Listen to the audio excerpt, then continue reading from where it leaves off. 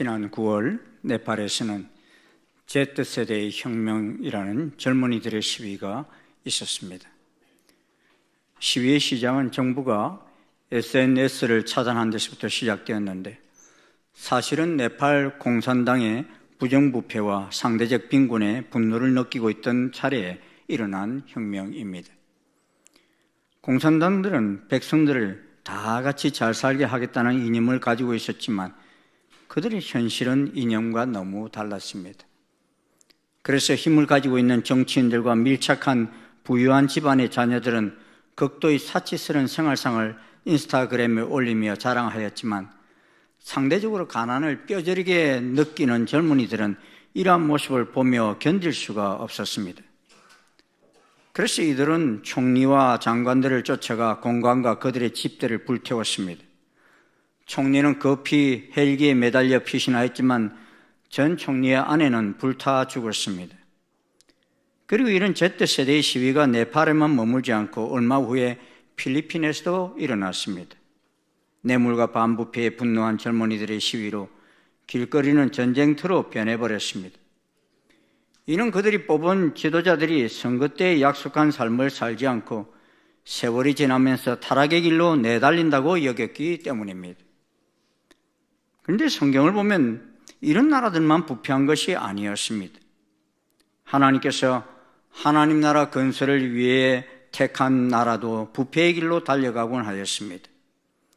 하나님께서는 이스라엘 백성들을 택하신 후에 가나안 땅으로 보내시면서 그 땅 백성과 혼인을 하지 말라는 부탁을 하셨습니다. 이는 혼인이 문제가 아니라 혼인을 통하여 그 땅의 사람들이 섬기는 우상 숭배와 그 땅의 사악한 문화에 젖어들 것을 염려하셨기 때문입니다. 다윗의 아들 솔로몬이 처음에는 하나님 마음에 합한 삶을 살다가 점점 타락한 왕이 된 이유가 무엇입니까? 솔로몬은 이웃나라와 화친을 핑계로 여러 나라 공주들을 아내로 맞아들였습니다. 그런데 그 공주들이 뭐만 왔습니까? 그들이 올 때 자기 나라에서 섬기던 신들을 같이 들여왔습니다. 그래서 예루살렘에 많은 이방 신전들이 세워졌습니다. 이는 이스라엘 공동체의 거룩성을 파괴하였습니다. 그렇게 달려가던 나라는 북이스라엘과 남유다로 나누어 죽고 결국에는 아수르와 바벨론에 의해서 멸망하기까지 하였습니다. 하지만 그럼에도 불구하고 하나님은 언약을 맺은 이스라엘을 버리지 않으시고 약속하신 대로 70년 만에 바벨론에서 돌아올 수 있게 하셨습니다. 그런데 바벨론에서 돌아온 백성들에게서도 백성을 이끄는 지도자들이 앞장서서 범죄를 하였습니다. 반면에 이러한 때에 이 택함받은 공동체를 어떻게 해서든지 거룩하게 지키려고 하는 자들도 있었습니다. 그들 가운데에는 민족이 범하고 있는 죄에 대해 심히 슬퍼하며 분노하는 이가 있었습니다. 에스라 9장 3절입니다. 우리 한번 같이 읽어보시겠습니다. 내가 이 일을 듣고 속옷과 겉옷을 찢고 머리털과 수염을 뜯으며 기가 막혀 앉으니 이 내가가 누구입니까? 제사장 에스라입니다. 에스라가 기가 막혀 속옷과 겉옷을 찢고 머리털과 수염을 뜯었는데 에스라가 무슨 일을 듣고 그리하였습니까? 바로 공동체의 타락 소식을 듣고 그리하였습니다. 에스라는 하나님의 거룩한 공동체가 죄값으로 바벨론에 잡혀갔다 왔으면서도 하나님 말씀대로 돌이키고자 하는 마음이 없는 것이 괴로웠습니다. 그러기에 에스라는 하나님 말씀을 우습게 여기고 공동체를 타락시켜가는 자국민을 향하여 거룩한 분노를 발하였습니다. 그래서 에스라는 백성들이 동의하여 예루살렘 총회를 소집합니다. 오늘 본문 에스라 10장 9절입니다. 같이 읽겠습니다. 시작. 유다와 베냐민 모든 사람들이 3일 내에 예루살렘에 모이니 때는 9째 달 20일이라 무리가 하나님의 성전 앞 광장에 앉아서 이 일과 큰 비 때문에 떨고 있더니, 에스라의 공포문을 접한 이스라엘 백성들은 3일 내에 모두 예루살렘 성전 광장으로 모였습니다. 하나님의 성전은 이스라엘 백성들에겐 언제나 모든 사건이 벌어지는 중심지인데 성전의 동편에 있는 광장은 수만 명의 사람들을 수용할 수 있었습니다. 그러게 주전 458년 9월 20일 모든 백성들은 예루살렘 성전 광장에 모여들었습니다. 그때 가나안 땅은 건기가 거의 끝나갈 무렵입니다. 그런데 생각보다 일찍 큰 비가 내렸습니다. 우리는 8월이 우기지요. 그런데 이 가나안 땅은 10월부터가 우기입니다. 서서히 비가 오기 시작합니다. 그런데 이스라엘 백성들이 총회로 모인 9월 20일인데도 큰 비가 갑자기 내리자 이 비로 이스라엘 백성들은 큰 공포심을 갖게 되었습니다. 이런 범죄로 인해 두려움을 가지고 모였는데 그들 위에 예상보다 큰 비가 쏟아지자 그 소나기를 하나님의 심판의 징조라고 생각했습니다. 그러므로 에스라는 죄에 대한 철저한 회복을 위해서 이스라엘 백성들의 범죄 사실을 다시 확인했습니다. 에스라 10장 10절입니다. 너희가 범죄하여 이방 여자를 아내로 삼아 이스라엘의 죄를 더하게 하였으니 하였습니다. 그런 후에 에스라는 참된 회개가 이루어지도록 외쳤습니다. 이 범죄한 공동체를 거룩하게 회복하려면 하나님 앞에서 말씀을 어긴 죄를 자복함이 필요하다 하였습니다. 11절입니다. 우리 같이 읽겠습니다. 시작. 이제 너희 조상들의 하나님 앞에서 죄를 자복하고, 누구 앞에서 죄를 자복하라고요? 너희 조상들의 하나님 앞에서. 그랬습니다. 사실 그들이 이방 여인들과 결혼한 것이 세상 풍습으로 하면 아무 죄가 되지 않습니다. 많은 백성들이 그렇게 자유롭게 결혼하고 살았기 때문입니다. 그런데 이스라엘에게는 이것이 왜 죄가 되었습니까? 이는 그들이 하나님께로부터 택함받은 언약의 백성이었기 때문입니다. 그들에게는 거룩한 공동체를 유지해야 할 사명이 주어졌기 때문입니다. 그러기에 그 사명을 이루기 위해서 하나님께서 그들의 선조에게 일찌감치 명령하시고 부탁하신 말씀이기 때문입니다. 언제 이런 말씀을 이스라엘 선조들에게 하셨습니까? 출애굽기 23장 32절 33절을 보겠습니다. 같이 읽겠습니다. 시작. 너는 그들과 그들의 신들과 언약하지 말라. 그들이 내 땅에 머무르지 못할 것은 그들이 너를 내게 범죄하게 할까 두려움이라. 네가 그 신들을 섬기면 그것이 너의 올무가 되리라. 이미 출애굽하여 가나안으로 향하여 갈 때 1000년 전 조상들에게 하신 말씀입니다. 그래서 너희 조상들의 하나님 앞에서라고 말한 것입니다. 신명기 7장 3절 4절에는 더 구체적으로 말씀합니다. 같이 읽겠습니다. 시작. 또 그들과 혼인하지도 말지니 내 딸을 그들의 아들에게 주지 말 것이요 그들의 딸도 내 며느리로 삼지 말 것은 그가 내 아들을 유혹하여 그가 여호와를 떠나고 다른 신들을 섬기게 하므로 여호와께서 너희에게 진노하사 갑자기 너희를 멸하실 것임이니라. 하나님께서는 에스라 때보다도 1000년 전에 하신 말씀이지만 잊으셨습니까? 사람들이 잊어버렸지 하나님은 1000년 전에 그 선조들에게 하신 말씀을 잊지 않고 있었습니다. 비록 그들의 불순종 때문에 다른 나라에 잡혀가기까지 하셨지만도 잊지 않으셨고 또 포기하지도 않으셨습니다. 그래서 약속대로 70년 만에 다시 그 약속의 땅 가나안으로 돌아오게 하셨습니다. 그러기에 우리가 하나님 말씀을 잊어버리지 않고 자자손손 대를 이어 가르치는 것이 필요한 것이지 하나님 편에서 필요한 것이 아니었습니다. 그런데 하나님은 택한 백성이라 할지라도 하나님께서 하신 말씀을 잘 잊어버릴 것을 아셨습니다. 보십시오. 우리 인간의 선조인 아담과 하와 때 벌써 그렇게 살지 않았습니까? 하나님께서는 에덴 동산을 만드시고서는 아담에게 하신 말씀이 무엇입니까? 창세기 2장 16절입니다. 같이 읽겠습니다. 시작. 여호와 하나님이 그 사람에게 명하여 이르시되 동산 각종 나무의 열매는 네가 임의로 먹되 선악을 알게 하는 나무의 열매는 먹지 말라. 네가 먹는 날에는 반드시 죽으리라 하시니라. 여러분, 이 말씀 아담이 대충 알고 있으면 됩니까? 아니면 나와 내 자손, 자녀들 안에 자자손손 가슴에 철저히 새겨야 합니까? 전자입니까? 후자입니까? 예? 여러분이 아담이면 어떻게 하시겠어요? 전자의 후자로 그렇게 하시겠어요? 두 사람만 힘차게 대답하시네. 이유가 무엇입니까? 이건 그냥 죽고 사는 문제이기 때문입니다. 반드시 죽을 수 있다. 죽을 수 있을 가능성도 있다. 이게 아닙니다. 반드시 죽으리라 그랬어요. 그런데 아담이 이 말씀을 듣고서 아내 하와가 생겨난 후에 철저하게 전달한 것 같아요? 대충 전한 것 같아요? 대충 전한 거예요. 대충. 그래서 나중에 뱀이 여자를 유혹할 때 하와가 뭐라고 대답합니까?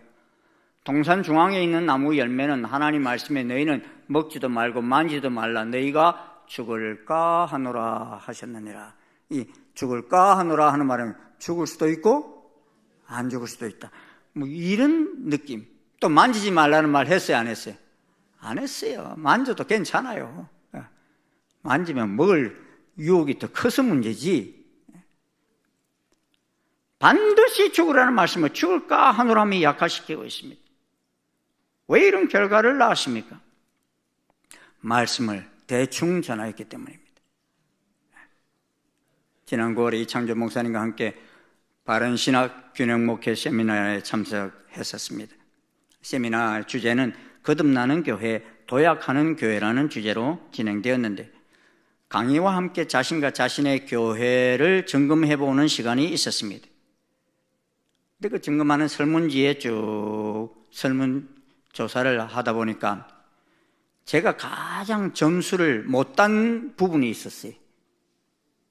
그게 뭐였는가 하면 교회의 목표를 반복하여 가르치고 단계별로 실천할 수 있게 하며 가슴에 새겨지도록 반복 강조하고 전하는 과정이 약했다 하는 것이 깨달아지더라고요.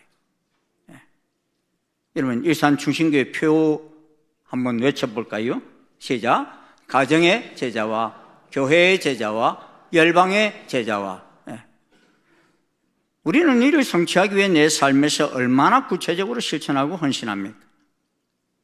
이를 확실하게 우리들의 가슴에 새겨지도록 하지 않았다면 다음 세대는 다른 세대가 되고 말 것입니다. 이스라엘 백성들 중에 특히 지도자 그룹에서 이토록 하나님의 말씀을 어기는 죄를 범하는 사람들이 많이 생겨난 이유가 무엇입니까? 하나님이 특별하게 택하여 세운 그들이 하나님 말씀을 가슴에 새기지 않고 한 귀로 듣고 한 귀로 흘려보냈기 때문이었습니다. 그리고 자기 당대에는 그런 대로 지키다가 후대가 지켜나가도록 후대의 가슴에 새겨주지 못하였기 때문입니다.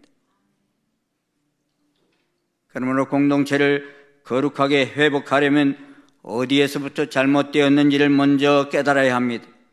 그렇지 않으면 진정한 회개도 되지 않습니다. 그러므로 바울이 디모데에게 편지할 때 뭐라고 했습니까? 디모데후서 3장 16절입니다. 모든 성경은 하나님의 감동으로 된 것으로 교훈과 책망과 바르게 함과 의로 교육하기에 유익하니. 성경은 교훈의 말씀이 될 뿐만 아니라 책망의 말씀이 되기도 하며 바르게 함과 의로 교육하기에 유익하다고 했습니다. 십계명이 없다면 도둑질하는 것이 죄인 줄 알겠습니까? 법이 있기 전에는 죄도 없습니다. 왜냐하면 뭘 잘못했는지를 모르기 때문입니다. 얼마 전 경찰서장님으로부터 속도 위반을 했다고 경고장이 놀라왔어요. 우리 집 근처에 아마 새롭게 카메라를 설치했는가 본데 제가 그 카메라가 설치된지를 몰랐어요.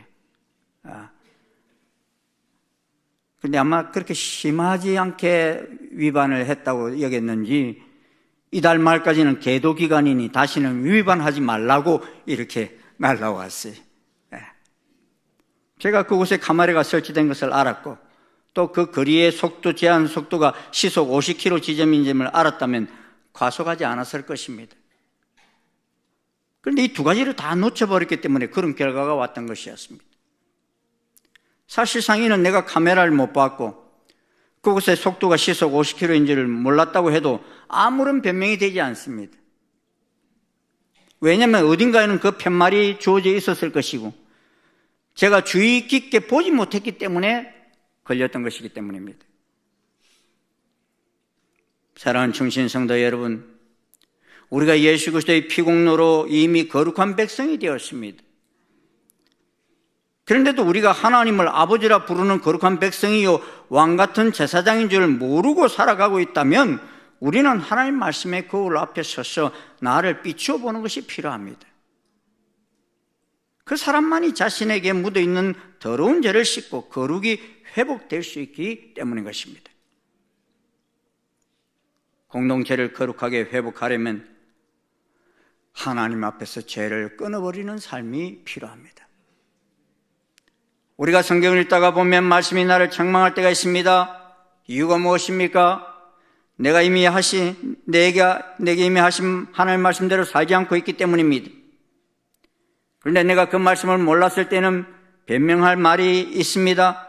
들은 적이 없다고 말입니다. 알지 못한다고 말입니다. 그런데 우리가 하나님 앞에서 변명을 할 수가 없습니다. 하나님은 이미 말씀하셨고 또 말씀을 주셨기 때문입니다.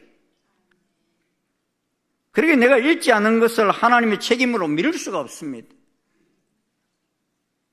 그러게 하나님 앞에서 진정 거룩한 백성으로 회복되려면 말로만 잘못했다고 하는 것이 아니라 더 이상 죄를 반복하지 않고 떠나는 것이 진정한 회개입니다. 그런데 이것이 그리 쉽습니까? 예상보다 많이 힘이 듭니다.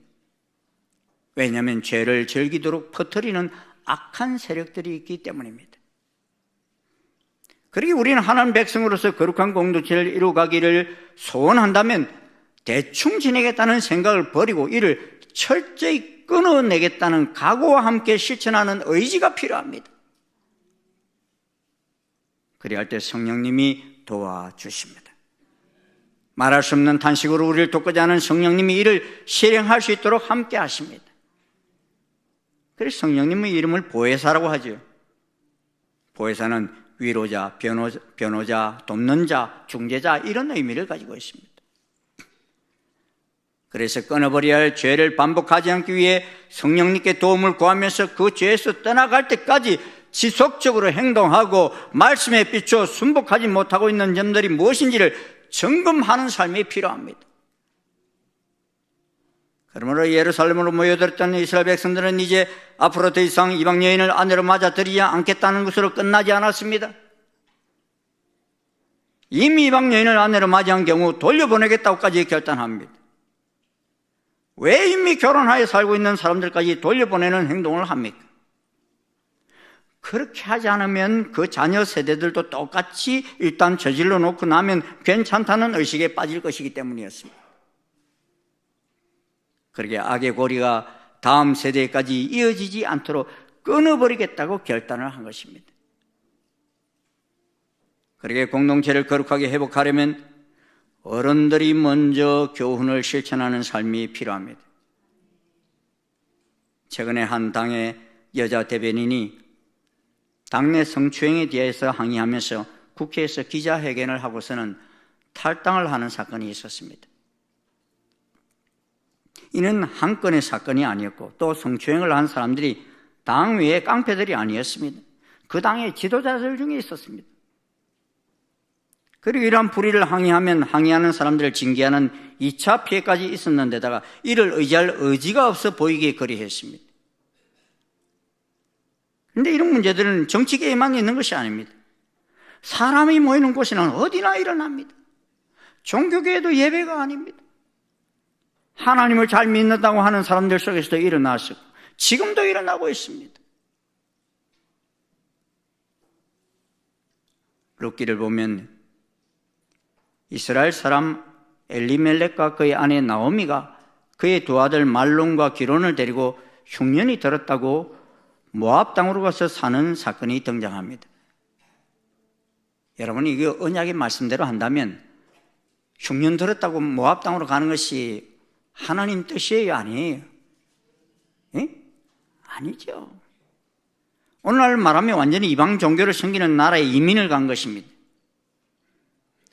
그런데 그곳에 가서 얼마지 않아 나오미의 남편 엘리멜렉이 죽습니다.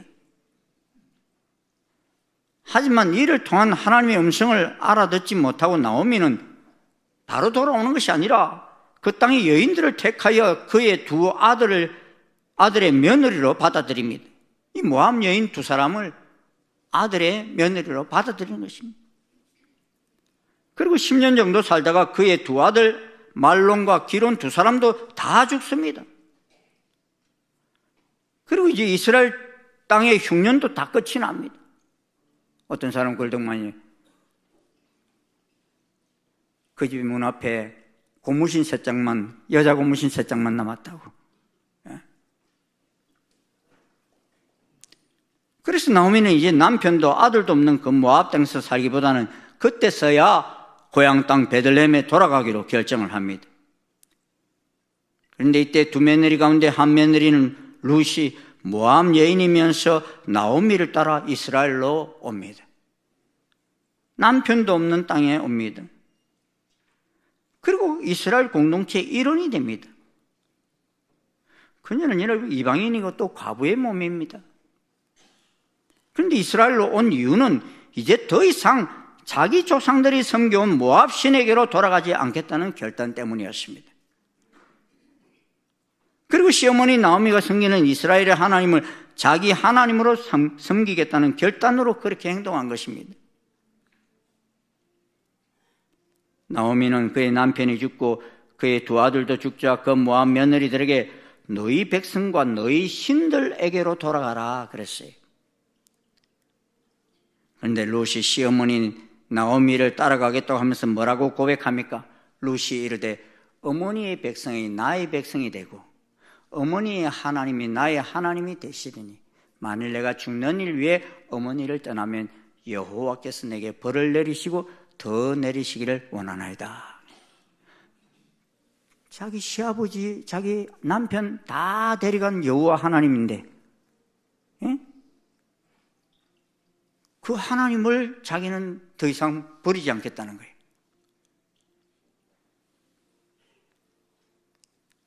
그리고 그녀는 나오미를 따라 유다 베들레헴으로 돌아왔는데 유다 지파는 이러한 룻을 거룩한 이스라엘 공동체의 일원으로 받아들입니다. 그래서 여러분, 보아스가 그녀와 결혼하여 다윗의 할아버지 오벳을 낳고요, 예수 그리스도의 육신적 족보에 그녀의 이름이 올라가 있어요. 여러분, 마태복음 1장을 보면 이 룻이 모압 여인인데 예수님 족보에 올라가 있어요. 그러게 이방 여인과 결혼한다는 것의 문제는 민족주의적인 문제가 아닙니다. 바로 하나님을 신으로 섬길 것인가 아닌가의 문제인 것입니다. 그러므로 이스라엘 공동체는 하나님이 기뻐하시는 거룩한 공동체로 나아가기 위해 죄를 직면하고 남녀노소가 함께 울며 회개하였습니다. 10장 1절입니다. 같이 한번 읽겠습니다. 시작. 에스라가 하나님 성전 앞에 엎드려 울며 기도하여 죄를 자복할 때 많은 백성이 크게 통곡하며 이스라엘 중에서 백성의 남녀와 어린아이의 큰 무리가 그 앞에 모인지라. 이러한 통회 자리에 아이들이나 아내들도 함께 하였습니다. 이는 자신들이 행한 이러한 행동들이 하나님 앞에서 잘못임을 자손들에게도 대물림하지 않겠다는 각오가 있었기에 그리한 것입니다. 이는 어른들끼리 해결할 문제이지 너희 어린 것들은 관여할 것 아니다 라고 여겼다면 여인과 아이들을 접근을 막았을 것입니다. 만약에 그랬다면 또다시 대물림이 반복되었겠지요. 오늘 서구 사회들을 보십시오.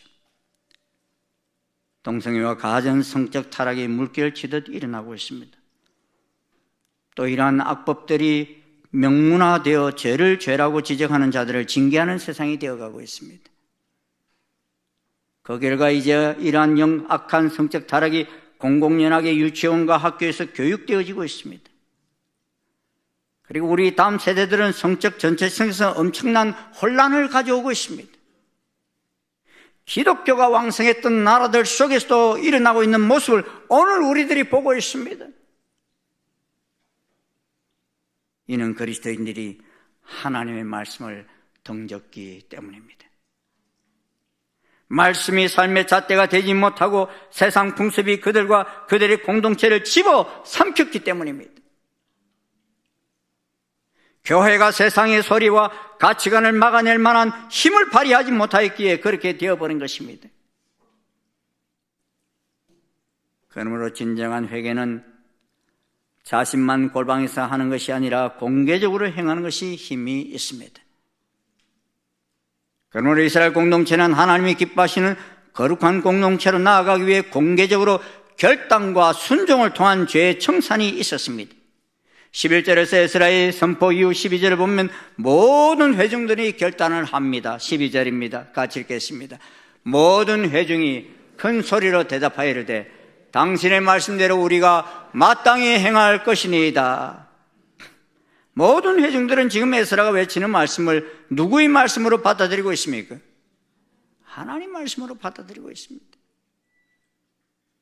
물론 그곳에 있던 모든 무리가 다 이러한 에스라의 외침에 찬성한 것은 아닙니다. 15절을 보면요, 오직 아사헬의 아들 요나단과 디과의 아들 야스야가 일어나 그 일을 반대하고 무슬람과 레위 사람의 10부대가 그 반대하는 이들을 도왔습니다.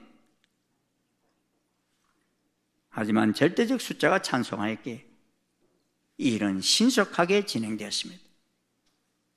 사실 그들이 모였을 때가 9째 달 20일인데요 그들이 예루살렘에서 집으로 돌아가 실행하기까지 석 달도 채 되지 않아서 마무리하였습니다. 가자마자 바로 실천했다는 거예요. 죄를 회개한다는 것은 후회만 하는 것이 아닙니다. 개를 해야 합니다. 한문에서 개는 고칠 개라고 합니다. 그들이 마음으로 결단했을 뿐만 아니라 행동으로도 고치는 것이 진정한 회개인 것입니다. 특별히 신앙의 대를 이어가는 데 있어서 부모의 역할은 너무나 중요합니다. 하나님을 잘 믿는 남편과 믿지 않는 아내가 결혼을 하게 될 때 그들 사이에서 태어나는 아이들은요, 남편의 영향력보다는 아내의 영향력이 훨씬 많이 받습니다. 그래서 이제 지금도 전 세계에서 이스라엘로 귀환할 때 엄마가 유태인인지 아닌지를 엄청나게 따집니다. 그래야 할 때 그 다음 세대 아이들은 유태인으로 살아갈 확률이 훨씬 높기 때문인 것입니다. 그 이스라엘이 결혼식 할 때도 보면요, 참 독특한 퍼포먼스를 행하는데 유리컵을 놓고서 신랑이 발로 이렇게 밟아 깨트려요. 유리를 발로 밟아서 깨트립니다.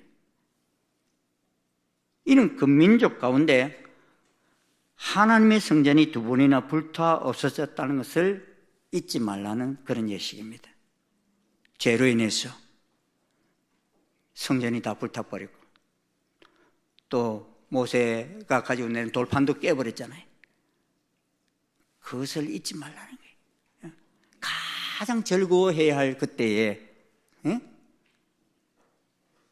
조상들이 범죄했던 그 죄악을 잊지 말라 하는 예식으로 결혼식 날 유리컵을 깨트리는 그런 퍼포먼스를 행하고 있는 것입니다. 지금도 이걸 하고 있어요.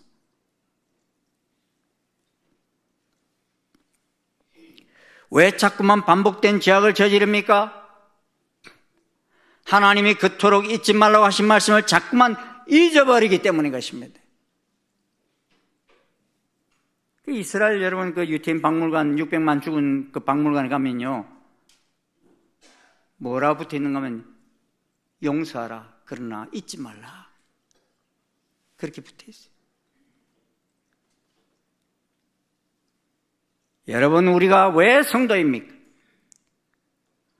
하나님이 독생자의 핏값으로 산 자들이기 때문인 것입니다. 여러분은 보통 사람들이 아니에요. 창조주 하나님의 핏값으로 산 자들입니다. 아멘. 그래서 우리가 예수님 짤이라고 그러잖아요. 옆에 계신 분들이 다 뭐 돈이 있든 뭐 공부를 안 했든 그런 거 상관없이 예수님 짤이에요. 귀한 분들입니다, 여러분. 몰랐다면 여러분 옆 사람이 그렇게 해보세요. 귀한 분인데 몰랐습니다. 귀하게 여겨주십시오. 예수님이 핏값을 주고 산 사람들인데 여러분들이 대충 여기면 되겠어요?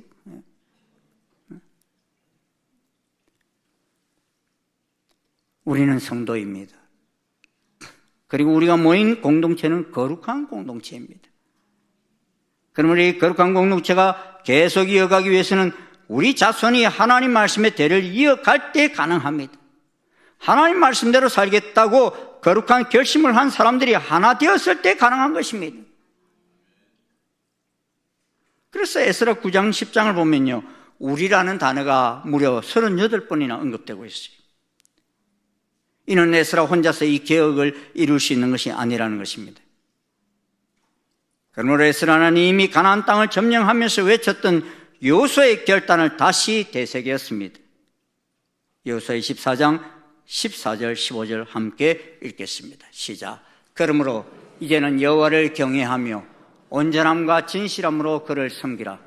너희의 조상들이 강 저쪽과 애굽에서 섬기던 신들을 치워버리고 여호와만 섬기라. 만일 여호와를 섬기는 것이 너희에게 좋지 않게 보이거든 너희 조상들이 강 저쪽에서 섬기던 신들이든지 또는 너희가 거주하는 땅에 있는 아모리 족속의 신들이든지 너희가 섬길 자를 오늘 택하라. 오직 나와 내 집은 여호와를 섬기겠노라. 대충 살지 말라 이거예요. 예? 분명하게 택했어. 그 섬길 자를 택했어. 오직 나와 내 집은 여호와를 섬기겠다는 이 결단을 가지고 자자손손 계속 이 말씀을 전하며 거룩한 공동체를 유지하라는 것입니다. 여러분 그렇게 하시겠습니까? 이 외침이 제유혹이 가득한 오늘날 대한민국과 한국교회 속에 외쳐지며 우리가 한마음이 되어 결단하며 나아갈 때 하나님 다시 우리의 자자손손을 이 마지막 때에 세워주시고 또 쓰실 것입니다. 이 크신 은총이 우리 민족과 한국교회 위에 영원히 함께 하시길 주의 이름으로 축원합니다. 기도하시겠습니다.